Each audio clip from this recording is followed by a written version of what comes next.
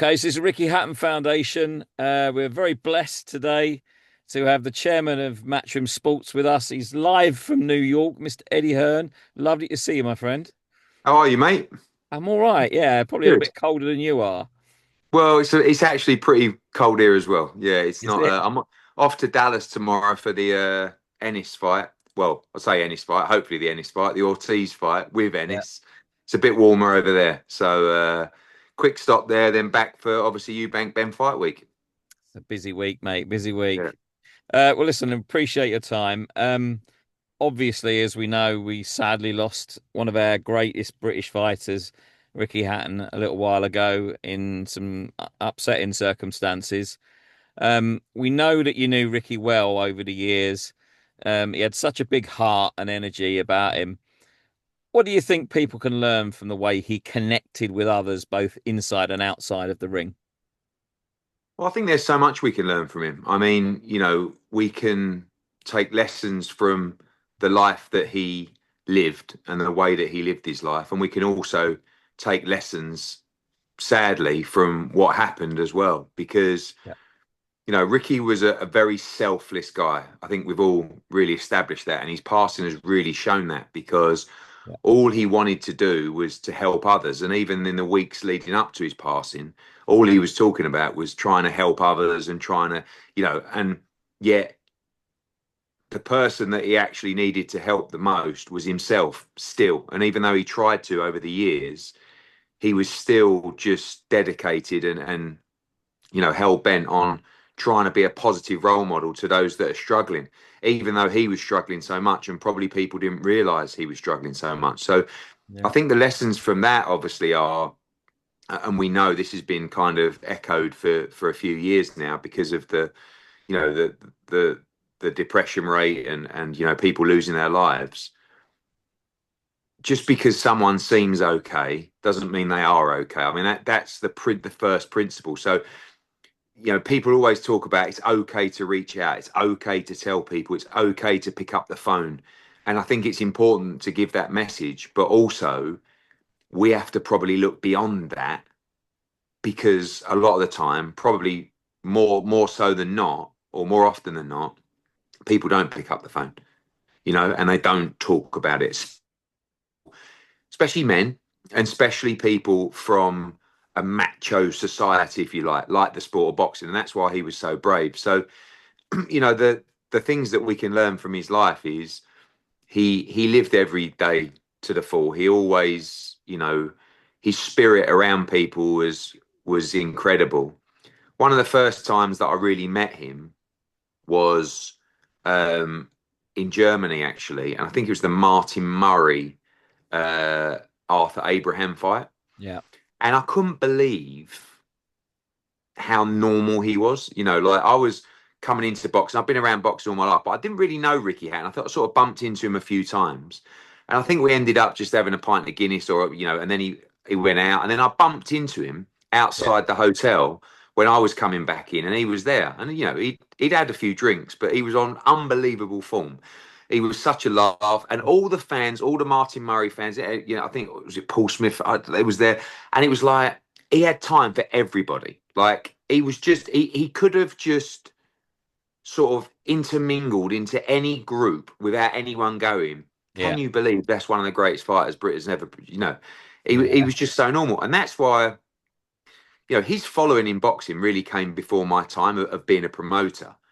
But you'll never see anything like it. I mean, AJ's got this incredible fan base. Tyson Fury's got this incredible fan base, but they're just like the British public who obviously both guys got massive profiles. AJ from the Olympics, obviously social media has been a big help, but this is just the guy whose following was just like built, say, on the street or in the pub or in the gym. Do you know what I Yeah. mean? It was his people. Yeah. And you just don't get that anymore. I mean, that's the reality. And it just goes to show you how, I mean, you saw from the funeral and everything, how loved he was. And you work in boxing, it's quite a toxic environment. I never Yeah. heard anyone say a bad word about Ricky Hatton. I mean, No. maybe, boy, he likes a night out or whatever it is, but never a negative word about him, and you only have to see John Hedges, one of our fighters, posting his stuff saying he would, he was managing him and training him Yeah. or training, and he said he would never take a penny off me. He No. just, he would never let me pay like, and boxing's a sport and business that's sort of, it's filthy by money, and that just goes to show you how he would give time to others for wanting nothing in reward. I mean, boxing, like you say, it can be an intensely lonely place at Mm. times. From what you've seen, how powerful can simple things like checking in, talking, or just being there for someone really be? Yeah, I think, like I said before, like you can't just rely on people to speak out, Yeah. and I think, and not just in boxing, but the common theme is mental illness or feeling down. Come Mm. on, like I mean, look, I grew up in it, and still to this day, my dad, like the older generation, they just don't get it, No. right? Again, just because Matchroom are doing well, and just because we got money, doesn't mean you don't have bad times, or you don't have bad days, or you don't have problems. Yeah. But the older generation, like, and I've been to my dad before. There's a few times, maybe I could be the Ben Eubank stuff years ago when it was really getting on top, and and you're a bit sad really, and you're a bit feeling a bit shit and down, and Mm. his response would be, "Come on, son, Get on with it. just get on with it, Yeah. drop, fucking toughen up, sort of thing." And like, unfortunately, that doesn't work and it doesn't solve any problems. But I think the new generation now coming through, particularly, and also my kind of generation, do understand that it's real and it's not just toughen up, son. Like that. That's not the answer. So you got to.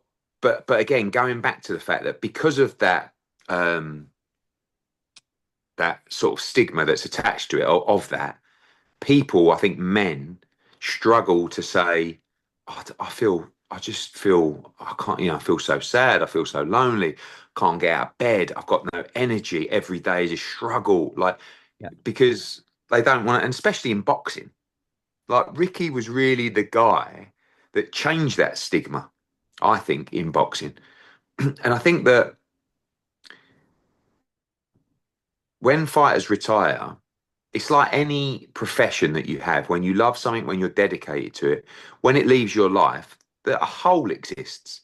Now, in boxing, the hole is bigger than others because you've got the buzz of fight night, you've got the regimental lifestyle in training camp to kind of keep you, focused and stuff like that. And when that goes, what have you got? And the problem with Ricky was like whatever he got to replace that, nothing could be quite the same. And because of that love and that buzz of 30,000 in Vegas or whatever, like imagine trying to replace that. And the only way you can replace that sometimes for him was having a drink or, Yeah. you know, just losing yourself from the reality of the problem. Yeah. And, he had, it's not like, I think that sometimes we look at schemes where we can help fighters when they retire and stuff like that to do stuff or be around the sport. Ricky had everything in that respect. He was a promoter, he was a manager, he was a trainer.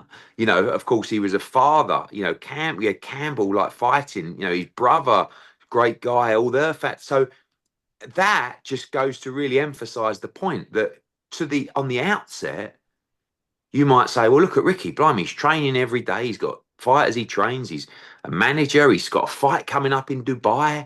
He's on holiday in Tenerife having a laugh with the lads. He's up. But no, it didn't solve anything. No. And that's why sometimes you've got to look a little bit deeper.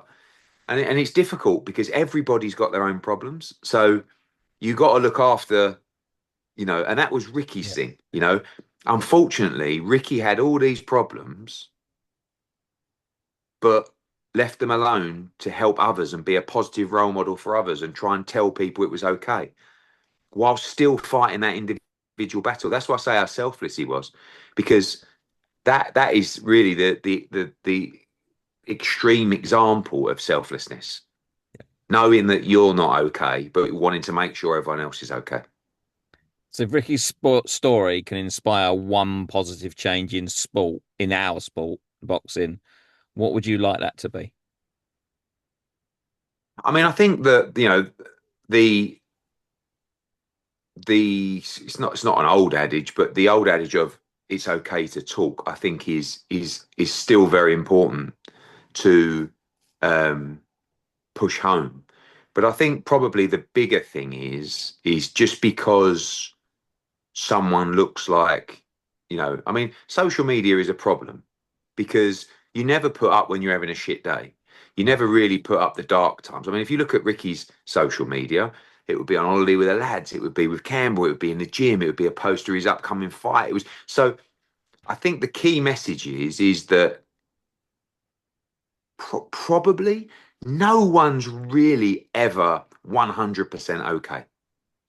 Okay. Like we need to be kind, and unfortunately in boxing, as you know, it's not really a kind sport in and out of the ring. Like people have opinions, people are disrespectful, people spread rubbish. Like it's a really and life's not like that. So I think that of course the big lesson is that as always to try and be kind, but probably to understand that no one's ever 100% okay. They're just not. You can have a great day, but in general, everyone has problems. Everyone's up against it, and I think it's sometimes the reason that it's tougher for the man sometimes is the man's job in general is to provide, right? And there's a huge amount of pressure Yeah. on men and that's just a given within a family environment. I mean, it's just that that's your job. And financially, it's very hard for some people. And again, I think a lot of although this wasn't Ricky's issue, a lot of the root around this problem is financial, and it is the pressures of society and what you have to deliver and the cost of living, and it's like a constant battle, Yeah. to just keep providing. And I think it's not easy being a man or a woman, and some women are the providers in the household, and I think that's great as well. But in general, the larger percentage of responsibility on the men is difficult, and life is difficult. And also, I think what it it's not just people who might not have uh, a great job or a great career or money that are struggling. Look at Ricky Hatton; he had it all, Yeah. and still he was painfully unhappy. So don't just look at the outset of someone's life and think that oh, well, God, you know, oh, what do you've got problems, haven't you? Yeah, he did. He actually had a really, really bad problem that you didn't even know about because you thought he was happy as Larry, Yeah. and he wasn't. And I think that's the key message. Eddie, we know time is short, and we really appreciate your lovely words about Ricky and your thoughts on the subjects that we've raised. Ricky Hatton Foundation will always carry on supporting Ricky and hopefully supporting people that need some help and try to prevent that as well, prevent them going to the place where they need help. And we thank you so much for your kind words this evening, mate. Thank you. Keep up the great work. We'll be there to support you. Thank you.